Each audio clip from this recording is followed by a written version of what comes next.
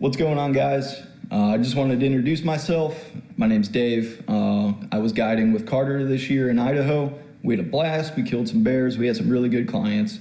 But now our guide season is over for bear, and I'm back down in Texas. Part of mine and Carter's discussions as we met each other this year is we wanted to do some collabs and bring you guys some different content. So part of what I'm going to be doing while I'm back here in Texas is I'm going to be going over some of the new gear that I used this year. I'm a gear junkie. I'm hard on my stuff. I do a lot of backpack style hunting and guiding in the backcountry. But one of the things that I wanted to do was go over some of the new gear. I got a cool new spotter in from Vortex, kind of on their budget line. Just wanted to test it out. Picked it up super cheap, and I'll give you my guide review on these optics. So yeah, let's check it out.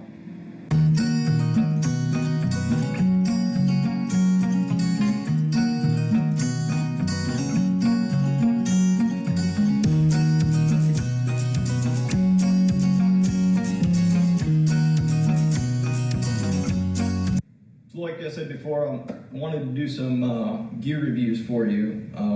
There's going to be more coming out as I go further, as I'm unpacking and going through some of the new gear I took out to guide this year.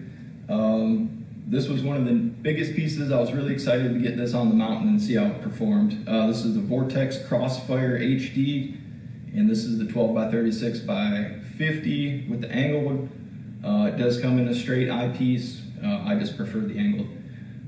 Overall, this little spotter did pretty good. Had its pros and its cons. I wish the glass quality was a little better, because if it had been, this would be in my pack every time I went out, just due to its size and the backpack nature of a lot of the hunts that I guide.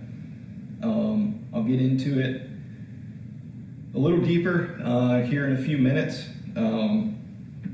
but yeah, let's go over some specs and some close-ups.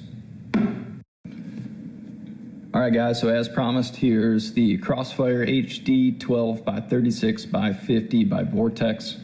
Nice packaging, as always, with Vortex. Take a look at some of the specs here, and we'll go over kind of what came in it. There's your specs there, if you want to take a look at that. The big selling point on this spotting scope for me was the weight and the size of it. At 10.2 inches, it was great. It fit right in my backpack. I didn't have any issues getting all my gear in, and overall, it took about 1.5 pounds out of my pack. Inside the box, now I already opened this, so you do get the neoprene cover with the caps, all that good stuff, lens cloths. Did come with these, which I opted to leave on. I took this one off because I had a MagView digiscope on there. But there it is. This thing's super small, super compact. The glass quality was pretty good for what it was. Like I said, a price point of about $200. So you'll probably be able to find it a little cheaper here and there. I know Midway USA is always doing sales, but it's pretty new for this year. And a lot of the reviews that I'm seeing on it are pretty good. That's why I went ahead and picked one up. Now, that being said, the glass quality, not as good as what I would want for long glassing periods. I did have some eye strain. I would have to take breaks. I would get a little bit of a headache. But, you know, that's probably not what this was intended for, was to stare through it all day. Uses that I could see for this thing. East Coast whitetail guys, slap this on your window with the Arca Swiss mount. And if you're looking at whitetail out in the field, which is probably what I'll do with this, yeah, it would work great just to check out some deer. The other thing that I'll probably use this for is in my range bag. I loved it for that. We had some clients that had to check some zeros, and I got some super cool digiscope footage of them sighting in. Everything was clear out to like 200 yards. We were able to see impacts very clearly. So overall, you know, if you're going to use it for probably what it was intended for, some whitetail stuff or range guys, you guys are going to love this. I don't think you can find anything better for $200. Now, if you're going to be staring through it out in the mountains, looking for bear, mule deer, elk, stuff like that, probably not what you're going to want to take. I did love this thing. I will use it, but I'm going to go back to probably a little bit better glass quality and a little bit more weight when I head back out to the mountains come November chasing mule deer. So there it is, guys. My quick down and dirty guide's perspective review on the Vortex Crossfire.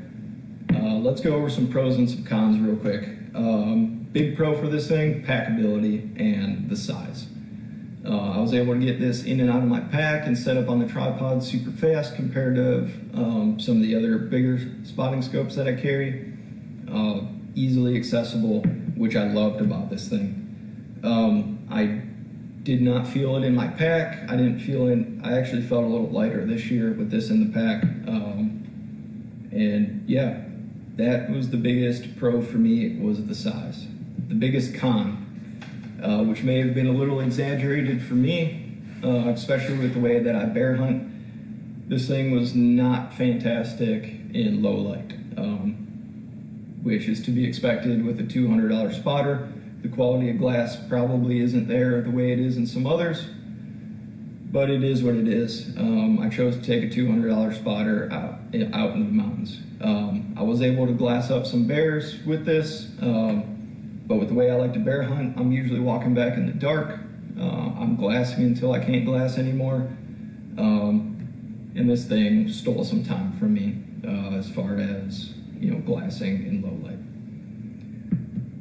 So those are my two biggest pros and cons. Like I said, if you're a range guy and you're looking for a good quality spotter to take with you to the range and do some digiscoping or sighting in, you guys are gonna love this. This is for you.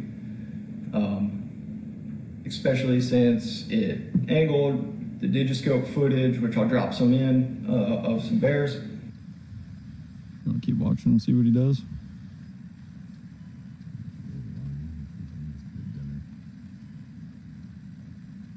Was pretty good. We also had some clients that had to zero in, and we were able to confirm impacts with this out to 200 yards, probably further. 200 was the farthest we went. East Coast whitetail guys, you guys are gonna love this thing too. I would imagine it's gonna be able to sit on the passenger seat, in a glove box, on the dash, slap this baby on a window mount, and glassing deer 200-300 yards out in the field. Perfect. My Western hunter guys, I would think twice before, going all in on this. It was a good little spotter, but you are going to lose some time. The low light is not great, and I had some eye relief issues glassing through it for long periods of times where I had to take breaks or switch back to my binoculars. So that's my down and dirty review. I hope you guys got something out of this. I got some more gear coming your way that I picked up brand new for this year. Some of it I might wait until I use it in the winter months, some cold gear stuff, but I'm excited. I'm excited to keep doing this. Let us know how we can improve. Some gear you want to see, we'll get our hands on it, get it reviewed, get it out in the field, and yeah, super excited. Me and Carter have some cool hunts coming up that we're going to film, some stuff down here in Texas, so it's going to be a blast. So thanks for tuning in for this one, and we'll see you guys on the next one.